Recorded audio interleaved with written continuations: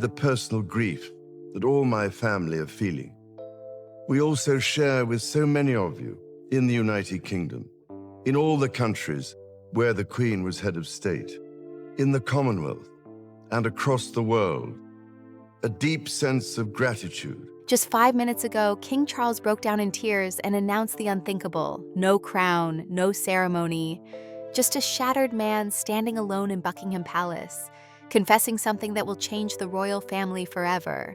His hands trembled as he held a letter with Queen Elizabeth's signature, a secret she kept hidden for years. Which so touchingly encompass what our late sovereign, my beloved mother, the Queen, meant to us all. As Shakespeare says of the earlier Queen Elizabeth, she was... Then he said the words nobody saw coming. I cannot continue. What was in that letter? What truth was so devastating that it ended his reign? At exactly 7 in the evening, the palace gates were closed earlier than usual. The flag above the main building was lowered to half-mast, a gesture typically reserved for mourning. Journalists who maintained their regular posts outside the palace began making urgent phone calls to their editors. Something was happening, but no one could say exactly what. The usual channels of communication between the palace press office and the media had gone silent. Requests for comment went unanswered. The official palace social media accounts posted nothing. What the public didn't know was that several hours earlier, at precisely 2:47 in the afternoon, a sealed envelope had arrived at Buckingham Palace. It was thick, cream-colored, and bore the insignia of the Royal Archives. The envelope was marked for the King's eyes only, a designation that ensured it would pass through very few hands before reaching its intended recipient. The courier who delivered it came from an unexpected source. He had traveled from Edinburgh, carrying documents that had been discovered during recent renovation work at the Palace of Holyrood House, the official residence of the British monarch in Scotland. The envelope made its way directly to the King's private secretary, a position held by one of the most trusted members of the royal household. Even he hesitated before delivering it.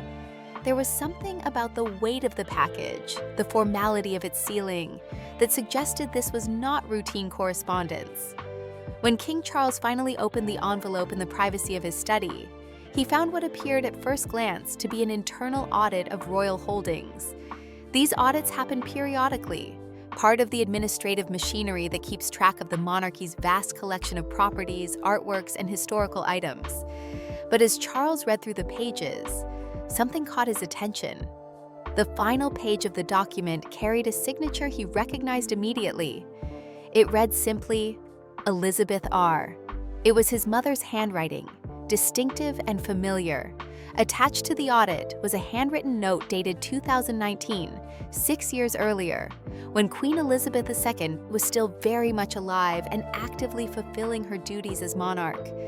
The note was addressed to Charles directly, written in the same careful script she had used throughout her life for personal correspondence. In the note, Queen Elizabeth referred to what she called a contingency collection. She described it as an assortment of historical items, personal letters, and family heirlooms that had been stored in locations beyond the normal reach of state archives. The explanation was brief but deliberate. These items, she wrote, had been set aside for reasons that would become clear when the time was right. Among the items referenced were pieces of personal correspondence between Elizabeth and various foreign leaders, exchanges that had apparently never been catalogued in the official royal archives. There were also mentions of family relics, items of sentimental rather than monetary value, that had been kept separate from the main collection. But what truly caught Charles's attention was a section near the end of his mother's note. Several lines had been redacted, covered with a black strip of ink. Above this redaction were 2 words, Crown Matter Confidential. It was an official designation, one that indicated the information beneath had been deemed too sensitive for general access, even within the royal household itself. Charles stared at those blacked-out lines for a long time, trying to understand what his mother had felt necessary to hide, even from written records. The note ended with a single sentence that would haunt Charles for the rest of that day. The truth, when buried too long, becomes inheritance. It was the kind of cryptic statement his mother had sometimes made during their private conversations. Observations that seemed simple on the surface, but carried layers of meaning beneath. Charles had spent his entire life in his mother's shadow, inheriting not just her throne, but her cautious approach to public life, her belief in the old royal motto of never complain, never explain. Yet there was evidence that she had kept secrets, even from him, her heir, the one person who would eventually need to understand everything about the monarchy he was inheriting. Charles sat alone in his private study for nearly 2 hours, the file open on the desk before him. He read his mother's note again and again, trying to decode what she had really been telling him. The windows of his study looked out over the palace gardens, where the late afternoon sun was beginning to fade. Staff members occasionally passed by the door, but no one disturbed him. They had learned over the years to recognize when the king needed solitude. At 5:20 in the evening, Charles finally took action. He called for his head of security and requested a full briefing on the documents that had been discovered in Edinburgh. The response came quickly. Within the hour, additional reports arrived at his desk. These ones marked classified and requiring his personal authorization to access. What they revealed was something that various tabloid newspapers had whispered about for years, but had never been able to prove. During Queen Elizabeth's reign, certain valuable items from the royal collection had been quietly moved from their official locations. These items had been transferred to private properties, places where they could be kept safe and away from public scrutiny. The official explanation, according to the security reports, was safekeeping. During periods of political uncertainty or when there were concerns about security, it was not uncommon for precious items to be temporarily relocated. But what troubled Charles was that some of these items had never been returned to their official locations. The reports confirmed that pieces from the late Queen's personal inventory remained unaccounted for in the main royal collection. Some of these items were rumored to have last been seen at Raymond House, the private country estate belonging to Camilla, Charles's wife and the current queen consort. This revelation hit Charles with unexpected force. For months since his coronation, he had worked to present a united front, to heal divisions within the family, and restore public confidence in the monarchy. The early years of his reign had been challenging. He had inherited the throne at an age when most people are considering retirement, and he had done so at a moment when public opinion about the monarchy was increasingly divided. Younger generations questioned its relevance. Republican sentiment, while still a minority view in Britain, was growing. Charles had tried to modernize where he could while respecting tradition, a delicate balance that left him open to criticism from both sides. Now, just as he felt he was finding his footing, the ghosts of old secrecy had returned. Every instinct trained into him over decades told him to keep this buried, to handle it quietly through official channels, to protect the institution above all else. That was what his mother would have done. That was what generations of monarchs before her had done. The crown survived by maintaining its mystique, by keeping certain things private, by presenting an image of stability even when chaos churned beneath the surface. But another voice inside Charles argued differently. This was the voice that remembered his mother's disappointment during his youth, particularly during the painful years of his first marriage and its very public dissolution. This was the voice that had watched his own sons grow up under intense media scrutiny, their every mistake magnified and analyzed. This was the voice that wondered whether the old way of doing things, the culture of secrecy and silence, had actually poisoned the monarchy rather than protected it. Perhaps, this voice suggested, the institution needed not more protection, but more honesty. Charles poured himself a small glass of whiskey and walked to stand before the large portrait of his mother that hung above his desk. It was a formal portrait, painted during the height of her reign, showing her in full regalia with the crown and scepter. Her painted eyes seemed to look directly at him, and in that moment, he felt as though she was asking him a question, not accusing, not judging, simply asking, what kind of king would he choose to be?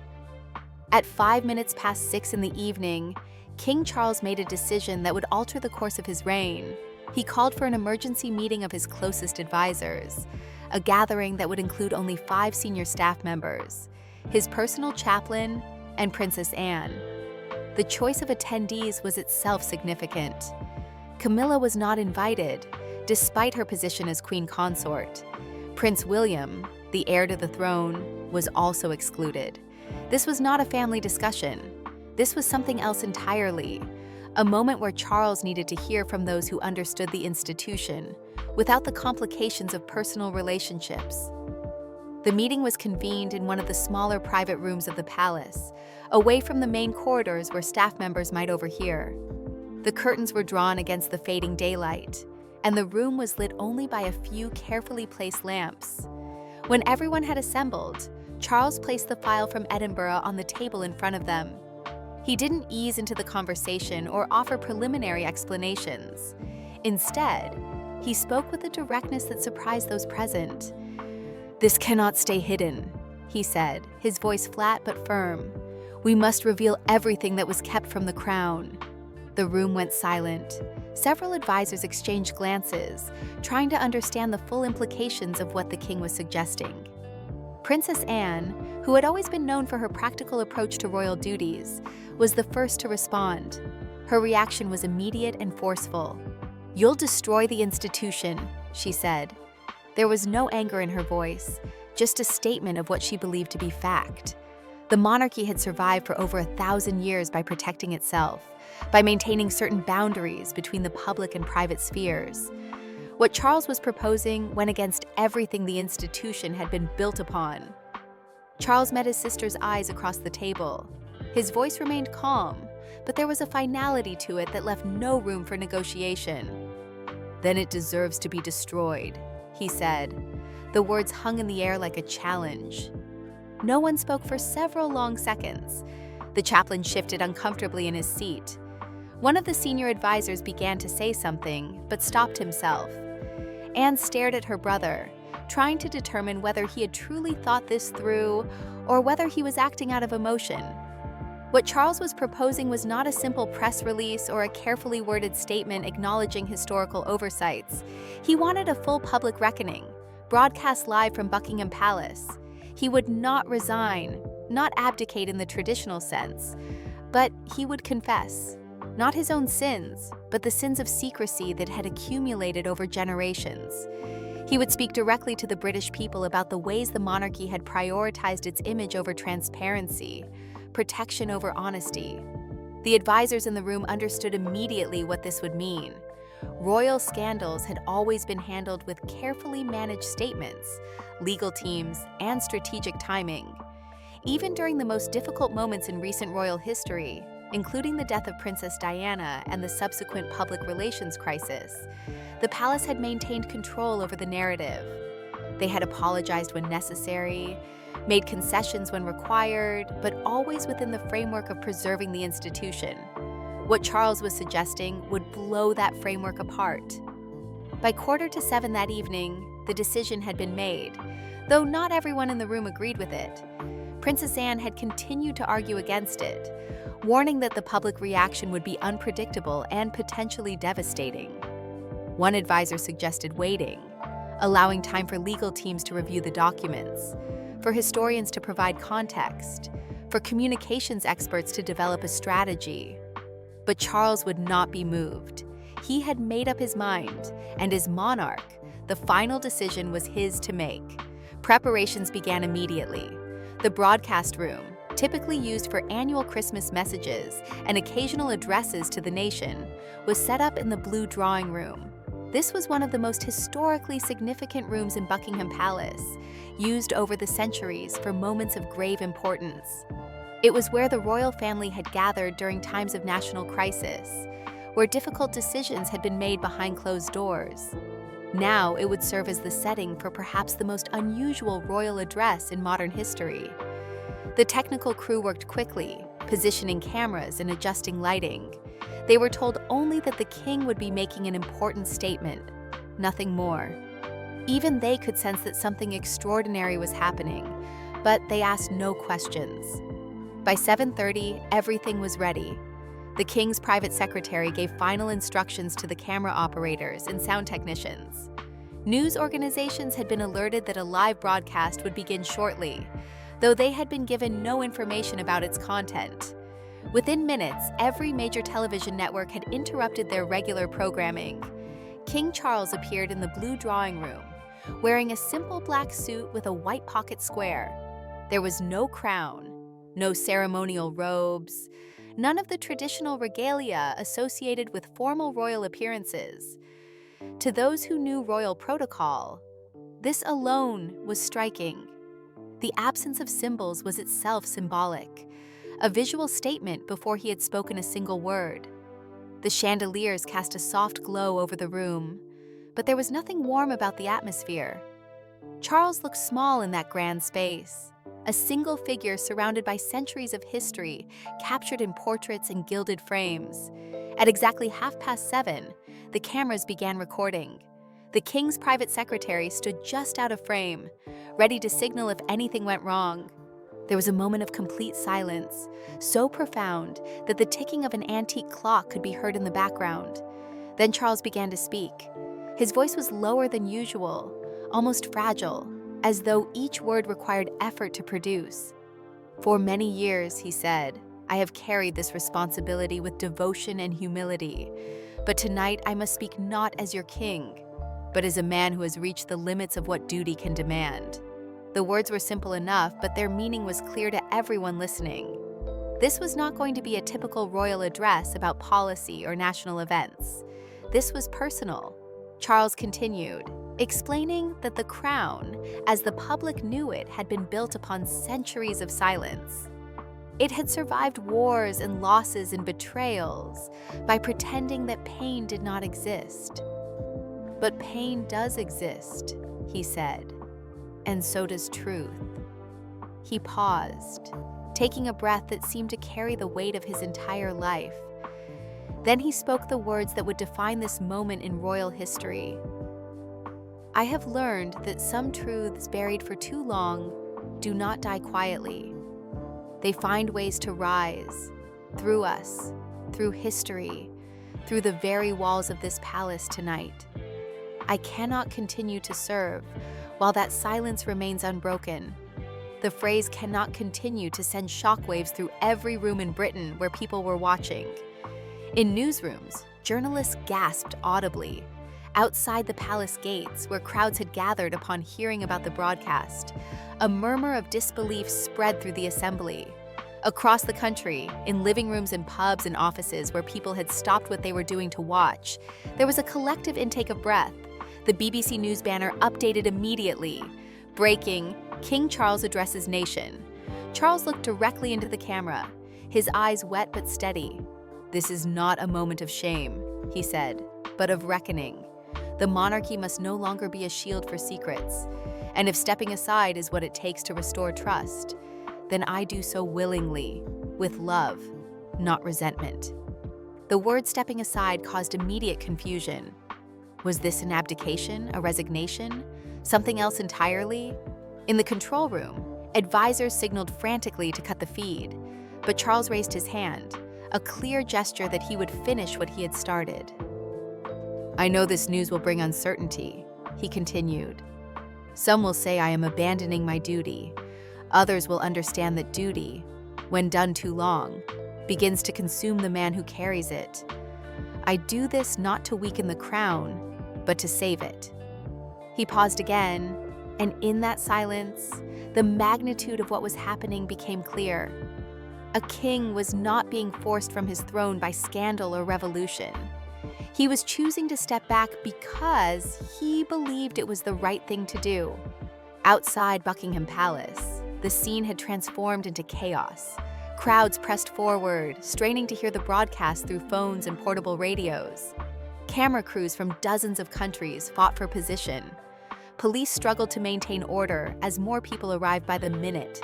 Around the world, from New York to Paris to Sydney to Manila, people were glued to their screens, watching a moment that would be discussed and analyzed for decades to come. Charles spoke for only a few more minutes, but each sentence carried enormous weight. He acknowledged the uncertainty his decision would create. He expressed his belief that history would judge whether he had made the right choice. Then he said something that revealed the human cost of what he was doing. "For me," he said quietly, "it is simply the end of one life and the beginning of another." With those words, he stepped back from the microphone. The cameras held on him for a few more seconds, capturing the image of a man who looked simultaneously exhausted and relieved. Then the feed is cut to black. The cameras stopped rolling at 28 minutes past 7. The blue drawing room, which moments earlier had been the focal point of global attention, suddenly felt empty and cold. The technical crew began disconnecting cables and packing away equipment, moving with unusual quietness. Their faces were pale, marked by the realization that they had just witnessed something historic. No one spoke beyond the necessary technical communications. The usual casual chatter that accompanied the end of a recording session was entirely absent. When the last crew member left the room, Charles remained standing in the same spot where he had delivered his address. The chairs where his advisors had been seated were now empty. The air still carried a faint smell of candle wax mixed with something harder to define, perhaps the collective nervousness of everyone who had been present. Above him, portraits of previous monarchs looked down from the walls. Queen Victoria in her imperial glory, George V with his stern expression, George VI who had overcome his stammer to lead Britain through war, and his own mother, Elizabeth II, captured at the height of her authority. Each portrait seemed to represent an accusation now, a reminder of the standards he had just failed to uphold. For the first time since his childhood, Charles felt completely alone. Not physically alone, as the palace was full of staff members and advisors, but alone in a deeper sense. He had crossed a line that none of his predecessors had dared to approach, and there was no going back from it. A door at the far end of the room opened slowly. Princess Anne entered, her heels making soft sounds against the carpet. She closed the door behind her with deliberate care and stood for several seconds without speaking. Then, in a voice that was quiet but clear, she said what both of them were thinking. "You know what this means, don't you?" Charles did not look up from where he stood. "I imagine I do," he replied. Anne walked closer, her face composed, but her voice carrying an edge of emotion she rarely showed. "They'll twist it," she said. "They'll say it was a weakness." Charles smiled faintly, though the expression held no real humor. "They always do," he said. Anne moved to stand beside him, both of them now facing the portraits on the wall. "Mother never wanted this," she said. She believed the monarchy should bend, but never break. Charles finally turned to face his sister. His eyes were red at the edges, evidence of the strain he had been under. "Then perhaps she was wrong," he said. The statement hung between them, a challenge to everything they had been raised to believe. For a long moment, there was only the steady hum of the chandeliers above them. Then Charles added, in a voice that was almost broken, "I've spent my entire life trying to be her idea of a king. But I was never built for this world of marble and mirrors." Anne's expression softened slightly, though she maintained her characteristic composure. "You were built for something more fragile," she said. It was not quite a compliment, and not quite a criticism, simply an observation. Charles gave a bitter laugh. "And that's the crime, isn't it? To feel too much." He moved to one of the velvet chairs that lined the room and sank into it, rubbing his temples with both hands. "I thought I could carry it," he said. "I thought I could be the bridge between tradition and truth. But all I've done is stand still while the world moved on." Anne hesitated before placing a hand on his shoulder, a gesture of comfort that was rare between them. "The crown will survive this," she said. "It always does." Charles shook his head slowly. "Maybe it shouldn't," he replied. Before Anne could respond to this, the door opened again. Camilla entered, her face drawn and noticeably pale. She had been watching the broadcast from another chamber, surrounded by staff members who had not known whether to offer comfort or maintain professional distance. Now she looked at her husband as though seeing him in a new light, perhaps for the first time understanding the full depth of what he had been carrying. "You actually said it," she whispered. "You told them." Charles met her gaze with steady eyes. "I had to," he said simply. Camilla's composure, which she had maintained throughout the evening, finally cracked. "You think honesty will save you?" she said, her voice rising slightly. "It won't. It never does." Anne stiffened at this, but Charles remained calm. "It might not save me," he said, "but it might save what's left of us." Camilla stepped closer, her voice now trembling with emotion. "You've exposed every weakness this family tried to hide," she said. "They'll tear us apart for it." Charles looked at her with an expression that mixed sadness with resignation. "They already have," he said quietly. For a moment, neither of them spoke. The only sound was the rain that had begun to fall against the palace windows, a steady drumming that filled the silence between them. Then Camilla said, barely above a whisper, "You've always carried too much weight on your shoulders, but this was supposed to be ours." Charles stood slowly and took her hands in his. "I carried it for both of us," he said, "but I can't anymore." The words broke through her remaining composure. Her lips trembled and tears began to form in her eyes. "Then what happens now?" she asked. Charles released her hands gently, with an almost reverent care. "Now we face what we've built and what we've lost," he said. Outside the door, staff members were whispering urgently among themselves. The world beyond Buckingham Palace had erupted into chaos. Protesters had begun gathering outside the gates, some holding candles and handwritten signs reading, "Long live the truth and the people's monarchy." Others carried banners demanding his immediate abdication, their chants echoing across the mall. The police presence had been increased, though the crowds remained largely peaceful, united more by shock than by any clear agenda. Prince William had arrived at the palace minutes earlier, having been briefed by his own team of advisors while traveling from his residence. He had requested to see his father immediately, but was told to wait, that the king needed a few moments of privacy. William had not waited.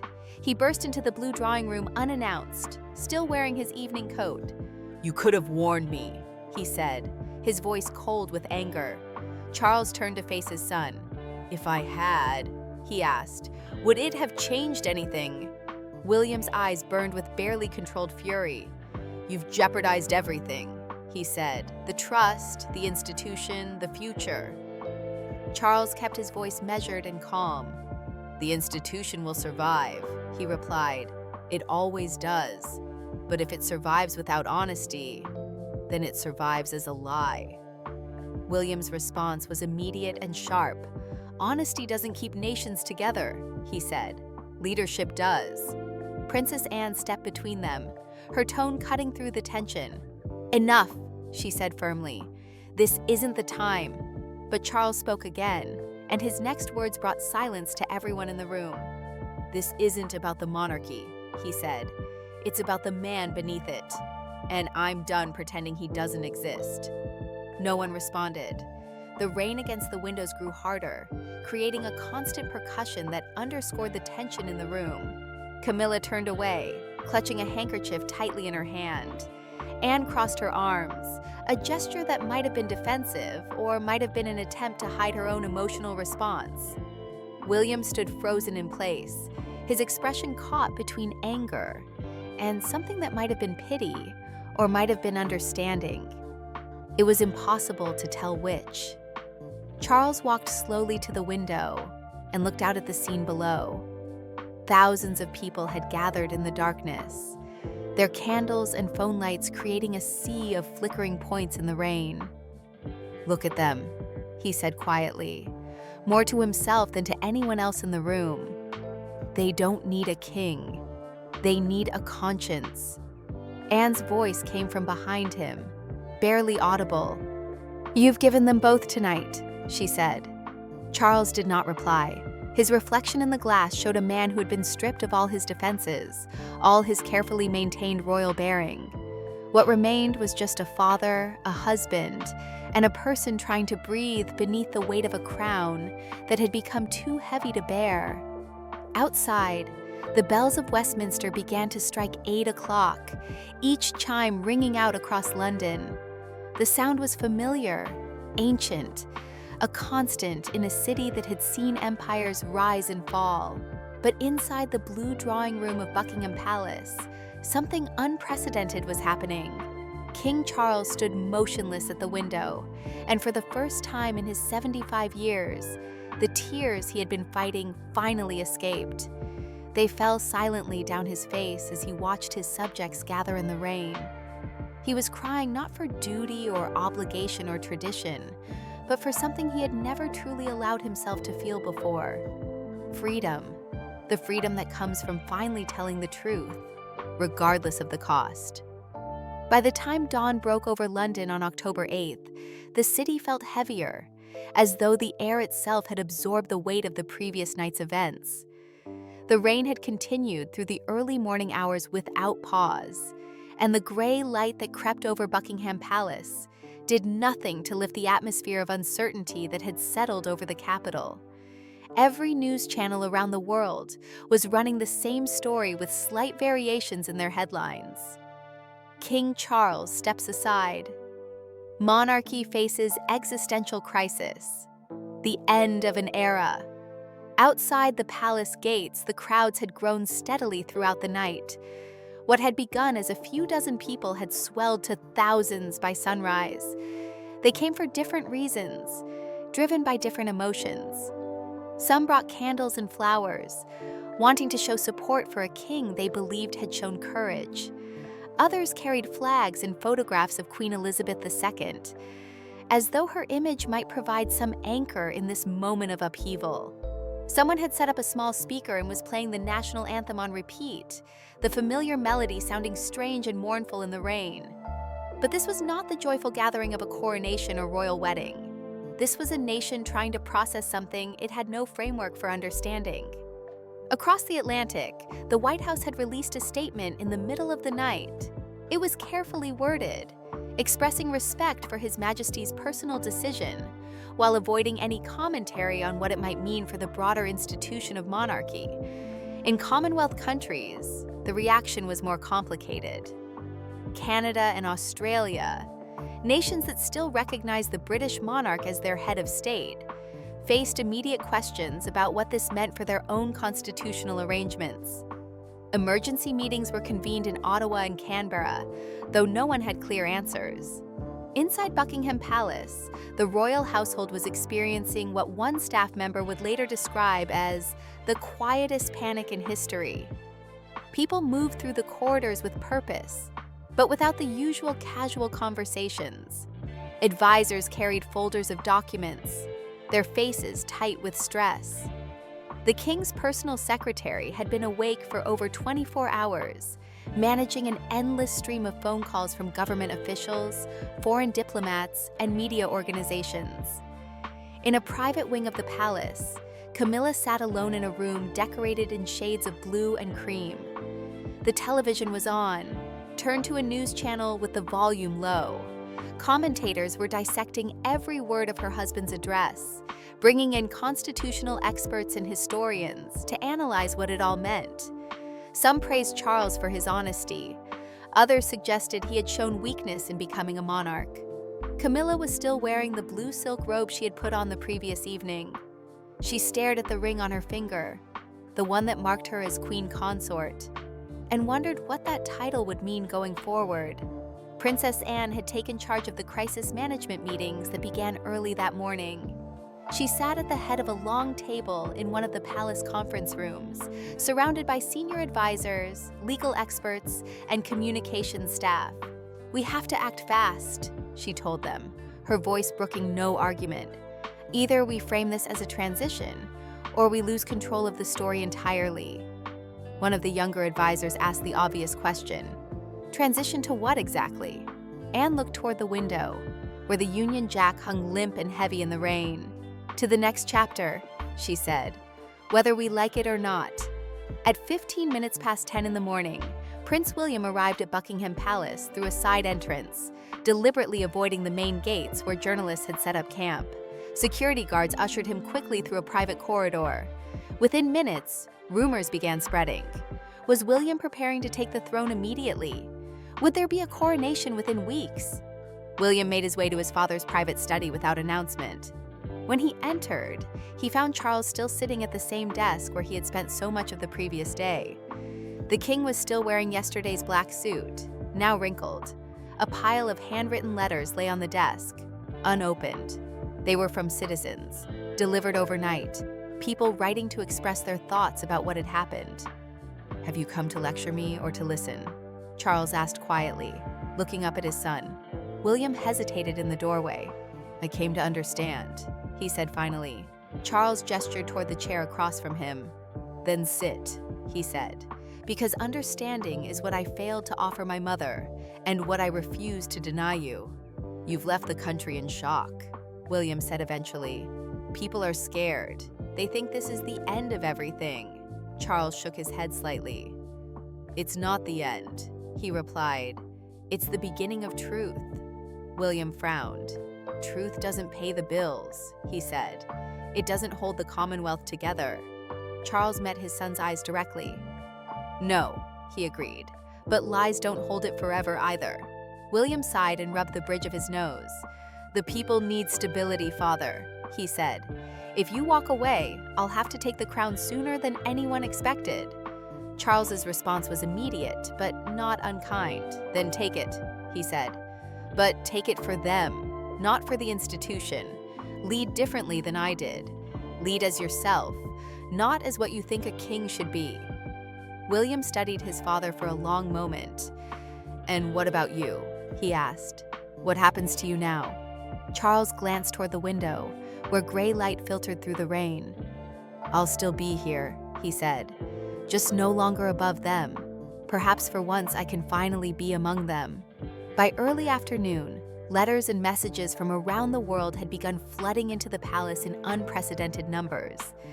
Many of them thanked Charles for being vulnerable, for showing that even someone born into ultimate privilege could struggle with the weight of expectation. One message, written by a young girl from Glasgow, consisted of just one sentence: "Thank you for showing us that even kings can cry." When Charles read that message aloud to his advisors, his voice broke on the final words. "That," he said quietly, "is the monarchy I wanted to build." As the day progressed, arrangements began to take shape. There would be a formal ceremony to give legal weight to what Charles had announced. He would remain king in title, but Prince William would assume the role of Prince Regent, exercising the powers of the monarchy on behalf of his father. By evening, the rain had finally begun to ease. Charles stood once more at the window of his study, looking out at the palace grounds. For the first time in decades, he felt as though he could breathe fully.